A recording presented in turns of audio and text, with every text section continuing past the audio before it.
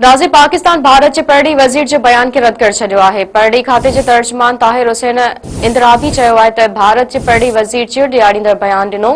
पाकिस्तान पंहिंजे क़ौमी मफ़ादनि ऐं ख़ुदि मुख़्तियारी जी सूरत में दिफ़ा कंदो। प्रोपेगंडा ज़रिए हक़ीक़तनि खे मसख़ नथो करे सघिजे।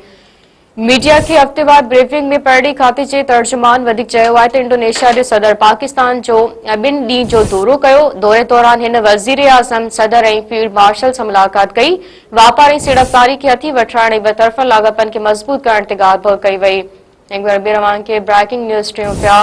पाकिस्तान भारत जे पहिरीं वज़ीर जे बयान खे रद्द करे छॾियो आहे।